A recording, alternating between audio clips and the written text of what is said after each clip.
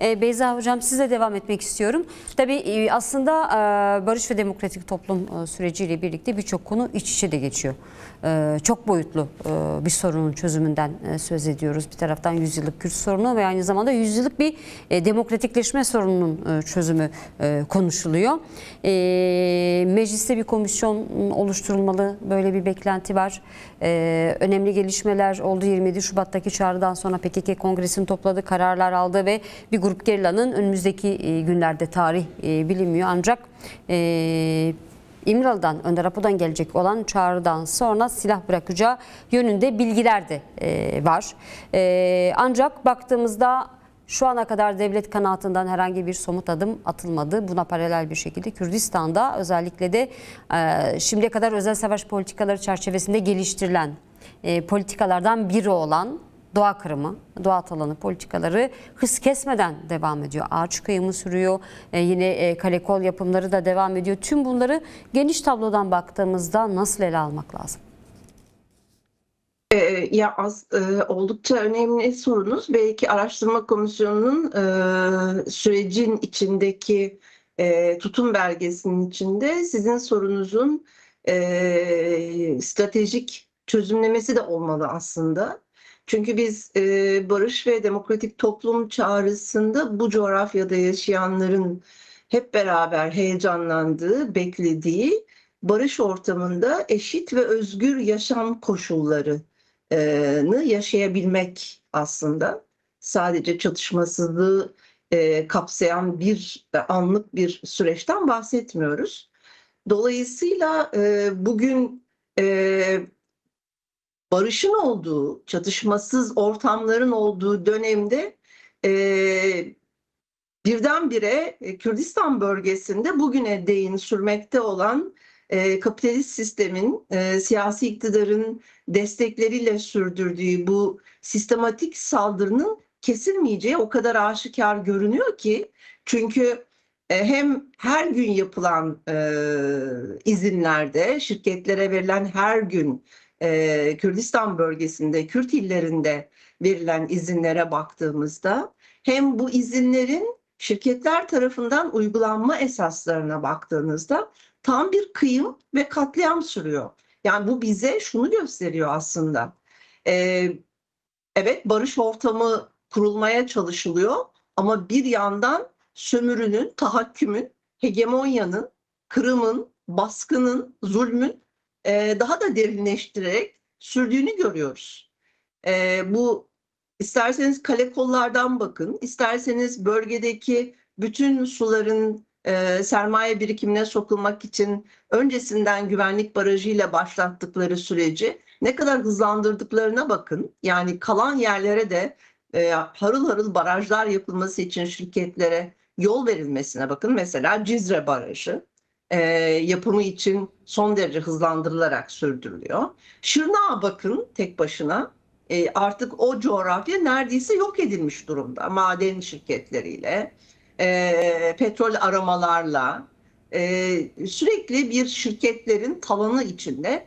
Bunun için de yasaya falan ihtiyaçları yok. Hani geçen hafta hep beraber meclise getirilerek tartıştırılan bizlere torba yasanın içinde evet, ormanlara, doğal alanlara, tarım alanlarına, sulak alanlara, maden, enerji ve inşaat şirketlerinin girişini hızlandıran ufak ufak yasa değişikliklerine hiç ihtiyaçları yok. Çok uzun süredir, yani 2014'ten beri bir önceki çözüm sürecinin hemen hemen sonlanmasından bu yana bölgede oldukça sert, oldukça şiddetli kıyım politikaları devam ediyor.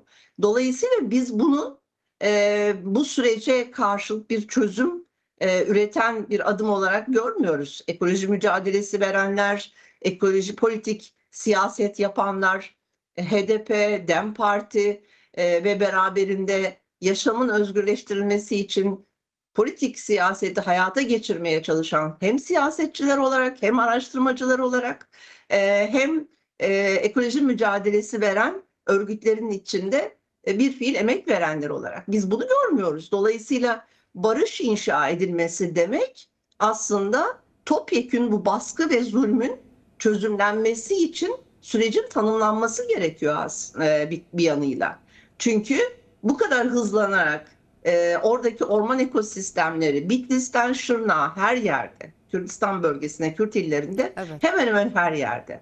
Maden aramalar, kaya gazı sondajları ve işte baraj yapımı vesaire gibi bütün süreçler hızlandırılarak şirketleri oraya sokup orayı talan etmenin, ormanların, yanan ormanların içinde harıl harıl el koymalar, yaşam alanlarına el koymalar, insansızlaştırmanın sürdüğü bir ortamda biz barışın inşasını çok öngöremiyoruz aslında.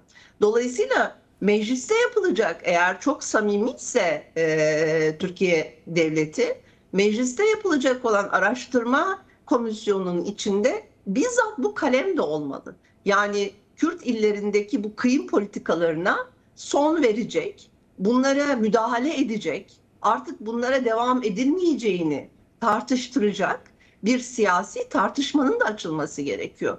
Bu bir süreç şüphesiz. Bugünden yarına hemen iptal edemeyecekler, isterlerse edebilirler verdikleri bütün izinleri, bütün bu saldırıları kaldırabilirler.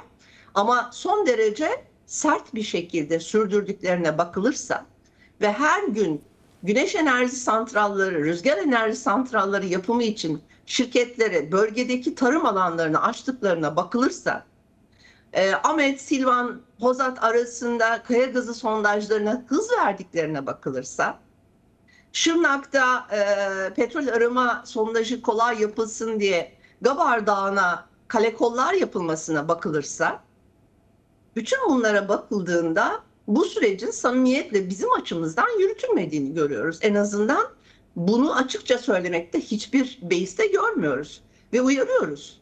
Boşu boşuna yaptıkları bu saldırı ve hegemonya sistemlerini meşrulaştırmak için meclisten oy çokluğuyla yasa değişiklikleri yapıp bunu yasallaştırmaya, meşru kılmaya çalışmasın.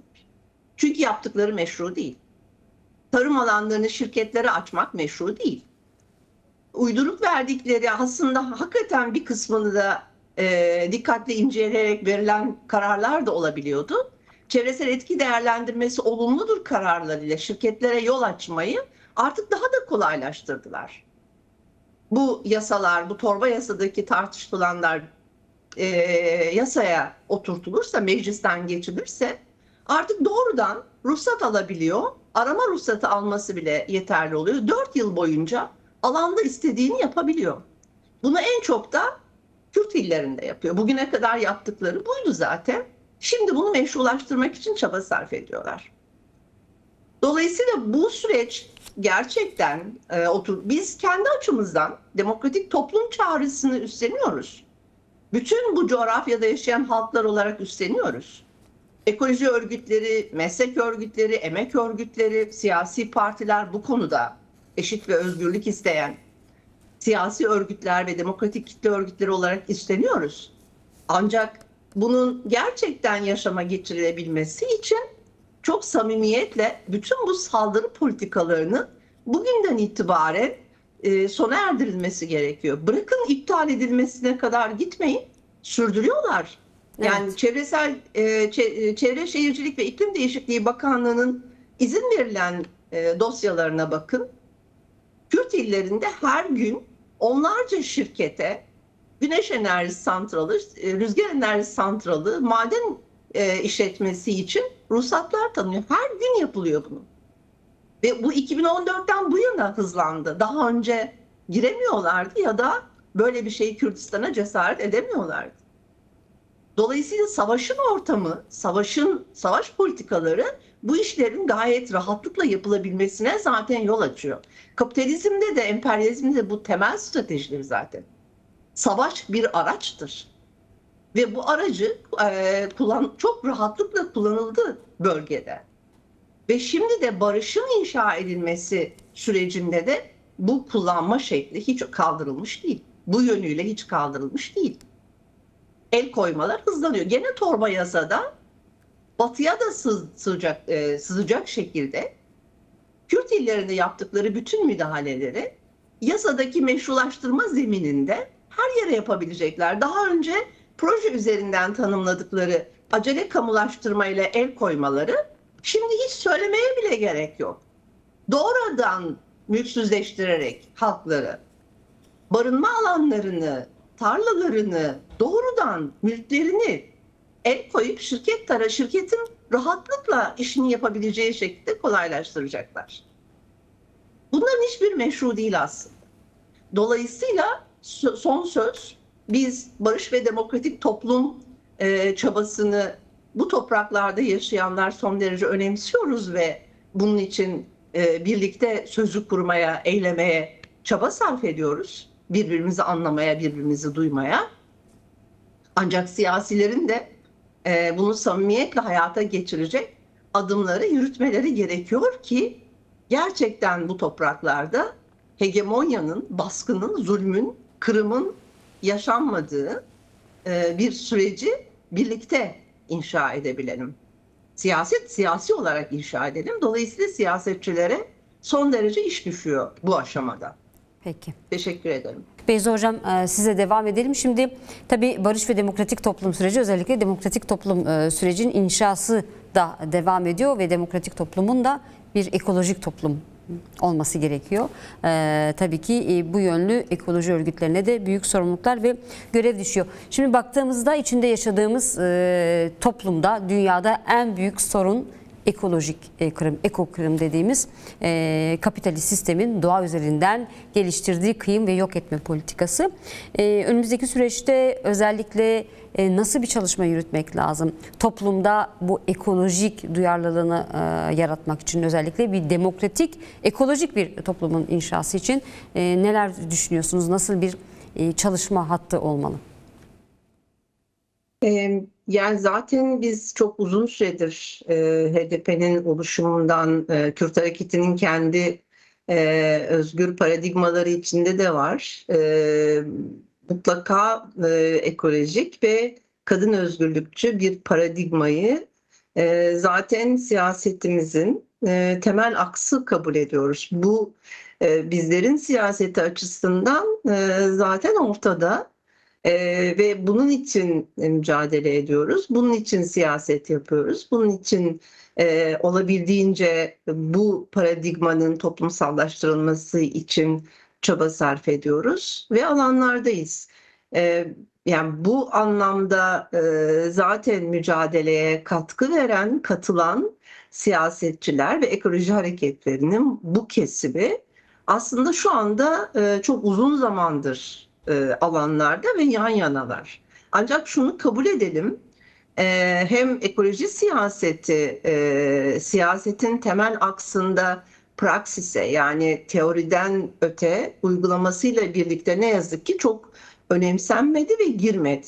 Evet. Yani hem kadın hareketlerinin içinde bu siyaset çok kavranmadı politik olarak, aynı şekilde kadın özgürlük paradigması da tüm ekoloji hareketlerinin içinde temel aksı oturtulamadı. Sınıf mücadelesi de bunlardan sanki ayrıymış gibi ayrı bir yerde sürdürüldü. Sosyalistler arasında, Kürt hareketi arasında vesaire. Ama görünen geldiğimiz nokta, bütün dünyanın geldiği noktada artık şunu biliyoruz.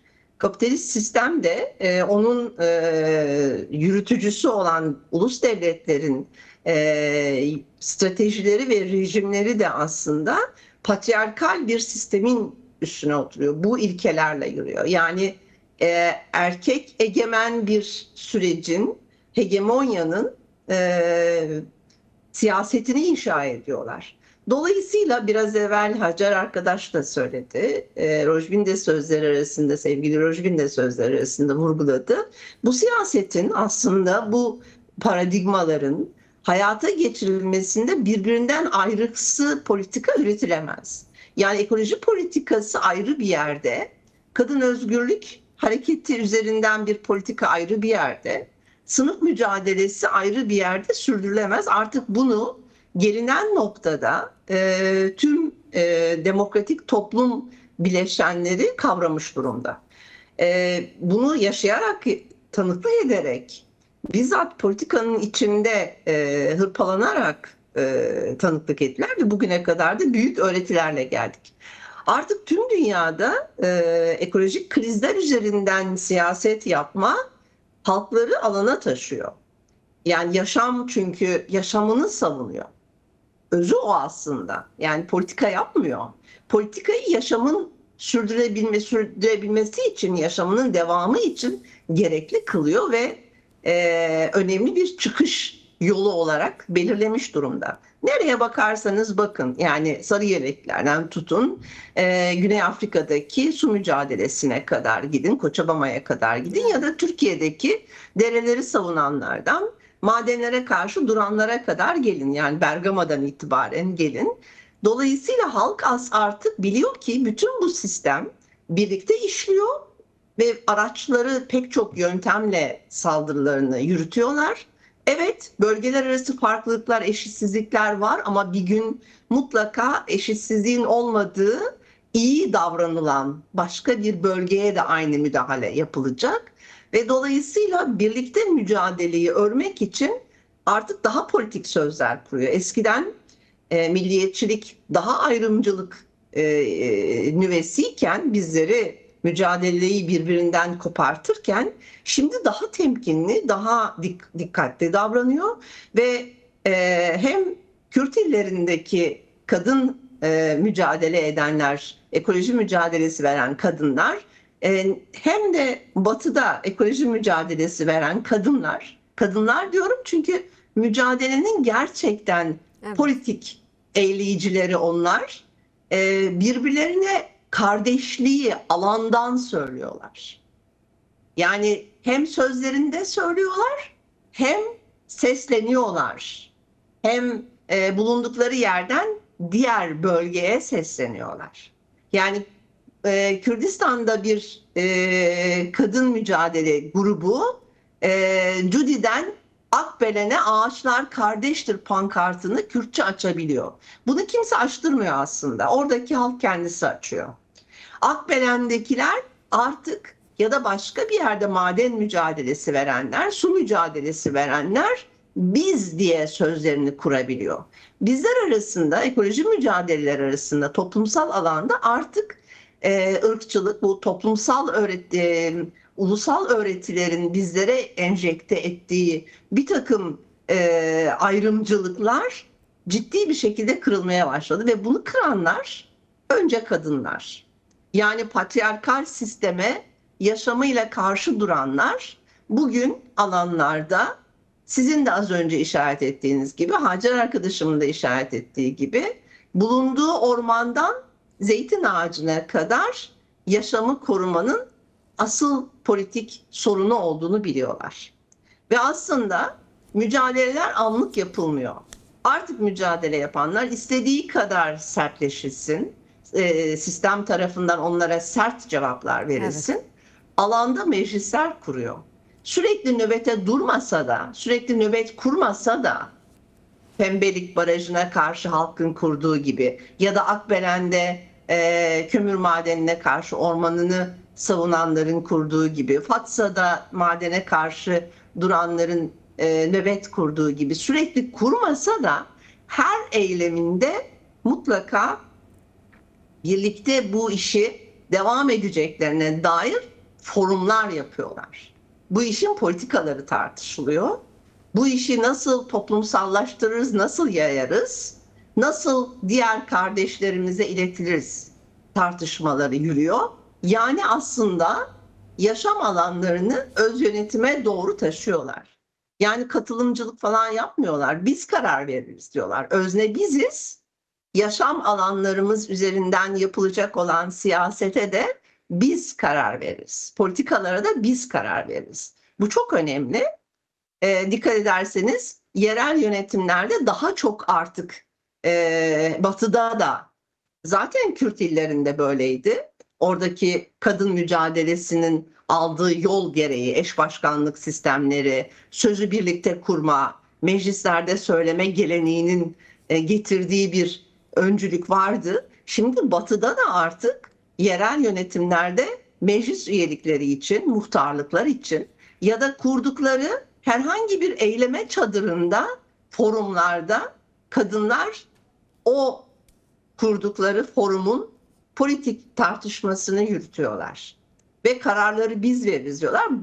Bugün iklim yasası şu anda gündemde ve şu anda Evet. mecliste konuşuluyor.